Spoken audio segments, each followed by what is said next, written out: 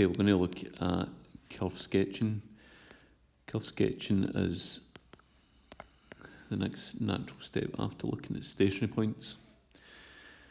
Okay, so we're going to take our knowledge of stationary points and their nature, and we're going to put that into a curve. Okay, so to sketch curves, we need a few different things. Okay, we need to have x-intercepts, so that's where you cut the x-axis, and we need y-intercepts, cut the y-axis, and we need the stationary points and their nature. Okay, so best explained by getting straight into an example. So let's try an example 1. We're going to sketch the curve f of x equals x cubed minus 3x squared. Okay, let's just organise this. Okay, let's first of all check the x-axis. So that's going to be the x-intercept. Now what's true in the x-axis is y is equal to 0. Okay, so remember that we're using functional notation here. So functional notation is basically f of x as y. Okay, so y is equal to 0. Okay, so we want to find where this curve cuts the x-axis. So what's true in the x-axis? The y-coordinate is always 0. Okay, so that means we've got the function x cubed minus 3x squared is equal to 0. I then take out the highest common factor. X squared bracket x minus 3 is equal to 0. So I've got x squared equals 0, and I've got x minus 3 is equal to 0. Square root of 0 is 0, and bring that over, and that's x equals 3. Okay, so I've got 2 points that I cut the x-axis up. I cut the x-axis when x is equal to 0, and I cut the x-axis when x is equal to 3. And what's always true in the x-axis? Y is equal to 0. So I've got 0.00 and the 0.30. Okay, so that's important stuff, and I'm going to put it to the side and now check what's happening at the y-axis. Okay, so the y-axis, what's true is the x-coordinate is 0. Okay, so sub in the x-coordinate is 0. 0 cubed minus 3 lots of 0 squared, that's 0. And that gives me the point 0, 0. So I'd expect that to be the case because I've got it up here as well. Okay, so I'll cut the y-axis at 0, 0, I'll cut the x-axis at 0, 0 and 3, 0. Okay, so important information that I'm going to just put to the side for just now. Next thing I need to do is to get the stationary points and determine their nature. Okay, so we'll pick that up from stuff we did last day. Okay, first move is to differentiate. So I'll differentiate, and I'll get 3x squared minus 6x.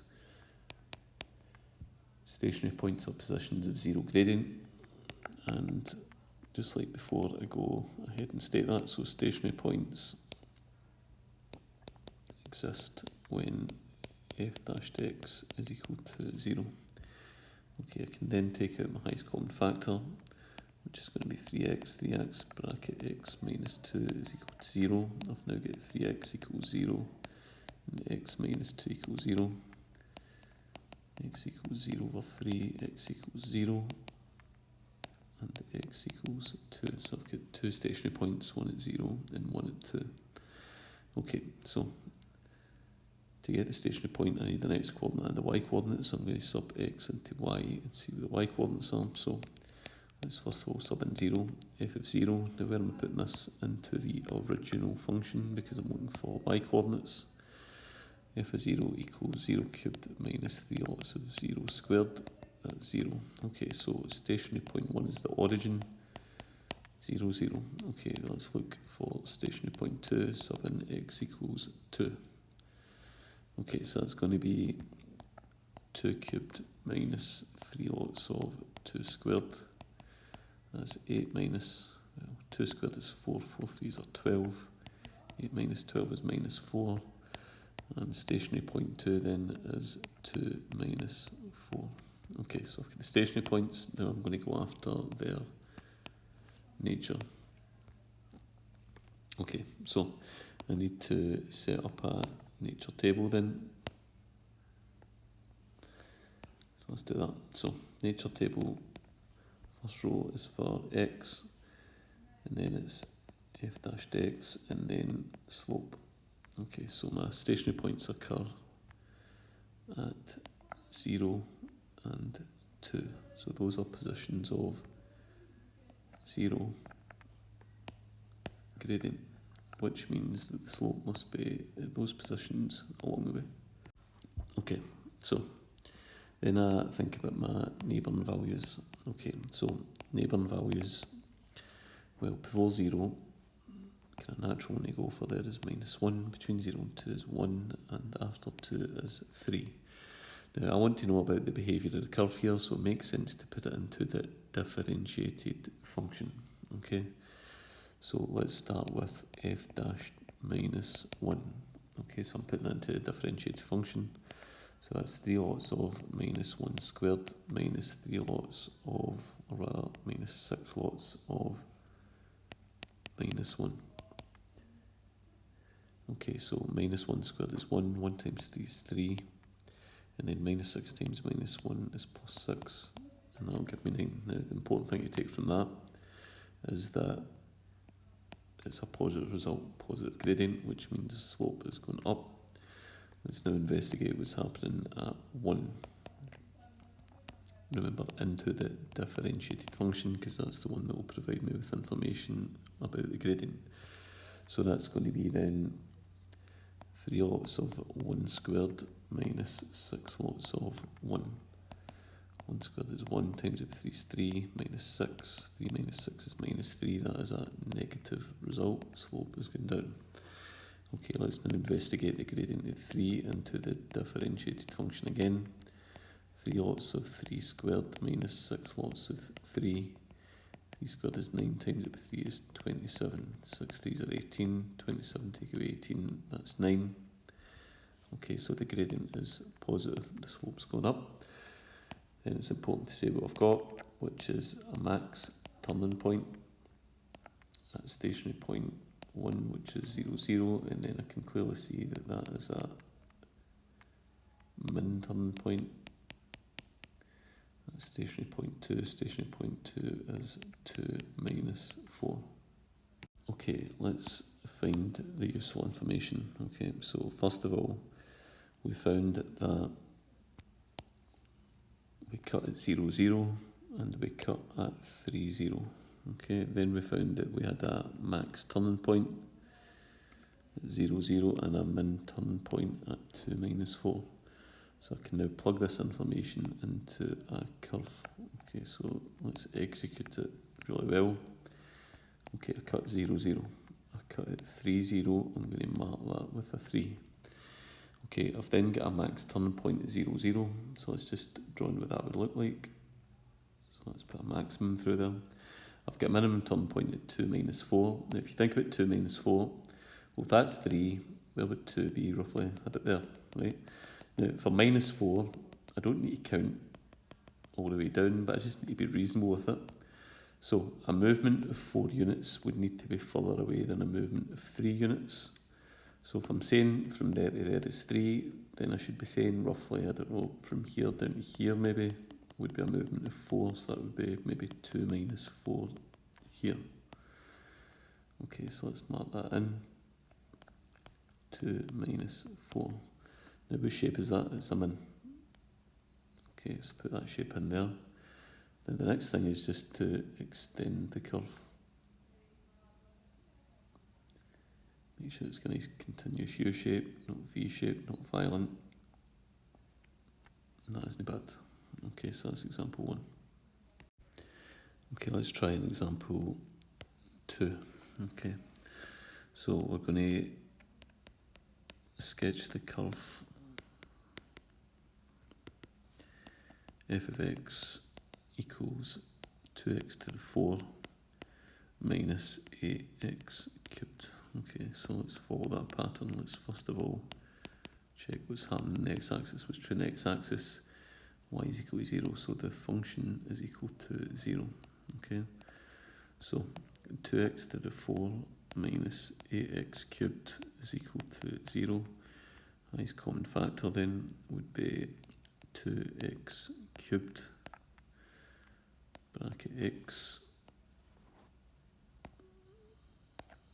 minus 8 equals 0.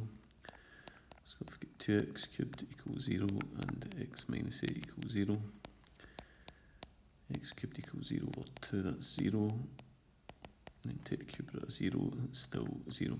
Okay, bring that over and that's going to be x equals 8.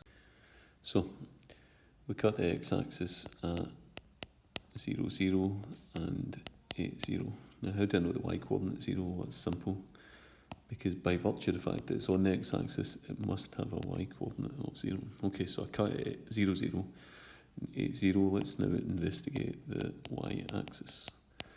Okay, so in the y-axis, what's true? X equals 0. So let's sub in x equals 0. F of 0, 2 lots of 0 to the power 4 minus 8 lots of 0 cubed. It all collapses down to 0. 0, 0. So I cut the axes at 0, 0 and 8, 0. Let's now investigate the stationary points. Okay, so reminder, for stationary points, what do I need to do? I need to differentiate the function and make it equal to 0, and then I'm going to determine the nature. Okay, so f dashed x equals, bring the power down, multiply, take 1 away from the power, so it's going to be 8x cubed minus 24x squared equals 0, and then put in the blurb. Stationary points occur or exist at f dashed x equals 0. Okay, take out my common factor, highest common factor, which is going to be 8x squared. Okay, ax squared times what gives you x cubed? Ax squared times what gives you 24x squared? That's 3. Okay, ax squared equals 0, x minus 3 equals 0. X squared equals 0 over 8, x squared equals 0, square root of 0 is 0. Bring that over and that's x equals 3, so I've got a stationary point occurring at 0 and I've got a stationary point occurring at 3. Okay, I now need to get the y-coordinate. So let's sub 0 into the original function. So the original function, 2 lots of 0 to the power 4 minus 8 lots of 0 cubed. And that's 0. Okay, so stationary point 1 then occurs at the origin, 0, 0. Let's now investigate the stationary point which occurs at x equals 3. So it's going to be 2 lots of 3 to the power 4 minus 8 lots of 3 cubed. Okay, so 3 to the power 4, 3 times 3 times 3 times 3, that's going to be 81. 81 times 2 is 162. 3 cubed, 3 times 3 times 3, that's 27. 27 times 8, that's going to be 270, take away 54, that's 216. And then 162 take away 216 is going to be minus 54. And that's stationary point 2. Okay, so stationary point 2 then is 3 minus 54. Okay, let's now investigate the nature. Set up my nature table. Okay, first stationary point occurs at x equals 0. Second one at x equals 4. Okay, so x equals 3 rather. Okay, so neighbouring values could be, well, before 0 minus 1, between 0 and 3, well, it could be 1 or 2. Then after 3, that could be 4. So I'm going to investigate now the gradient and then deciding the slope. And I know that I've got 0 gradient here and 0 gradient here, so the slope must be going along the way. But let's investigate the gradient at minus 1. So that's going to be f dashed minus 1. Okay, so f dash minus 1, 8 lots of minus 1 cubed, minus 24 lots of minus 1 squared. Okay, minus 1 cubed is minus 1 times that by 8 is minus 8. Minus 1 squared is 1. 1 times minus 24 is minus 24. And that will give me minus 32. That is a negative result. Okay, so the gradient is negative. Before we get 0, between 0 and 3, let's investigate 1. So it's going to be f dash 1. Okay, so it's going to be 8 lots of 1 cubed, minus 24 lots of 1 squared. 1 cubed is 1 times 8 is 8, minus 24, that's minus 16, that is a negative result this time. Okay, let's now investigate 4 into the differentiated function again, f dash 4. Okay, so it's going to be 8 lots of 4 cubed minus 24 lots of 4 squared. Okay, so 4 cubed is 64, 64 times 8, that's going to be 512. And then 24 lots of 4 squared. 4 squared is 16 times that would be 24. Okay, so 20 lots of 16 is 320. Plus another 4 lots of 16 is 64, so it's going to be 384. 512 take away 384, and that's going to be 128. Okay, the key thing to take from there is that is a positive result. Okay, so curve's going down, it's going to cross, it's going down again, it's going to cross, and it's going up. Okay, so that is definitely a falling point of inflection at point 0, 0, and that is a min turn point at the point which was 3 minus 54. Okay, so I've got all the information now that I can take forward to draw the curve. I've got the turn points and their nature, and I've got the axis, which is 0, 0 and 8, 0. So let's put that on. Okay, first thing is I cut at the origin, I then cut at 8, 0, mark that in as 8. Okay, I've got a fallen point of inflection at the origin, so what's the shape of that? Let's put that in. Oh, the gradient is going down, it goes across and it goes down. That's a fallen point of inflection. And I've got a minimum turn point at 3 minus 54. Okay, 3 minus 54. So if that's 8, that might be 3 there. Minus 54, I don't need to be going mad with this and getting right down. But just be reasonable, it needs to be a lot further away than 8. So I don't know, 3 minus 54 might be about there. And it's a min. Okay, so no V shapes, just a continuous U shape through. Take your time with it. That's not bad. Okay, I've got this one. So first thing you're going to do is check the x-axis by making y equal to 0, making the function equal to 0. Then you check the y-axis by making x equal to 0. You should then have points at which you cut the axis. Next move is to differentiate, set it equal to 0, investigate the stationary points and their nature, and put it all together in a curve.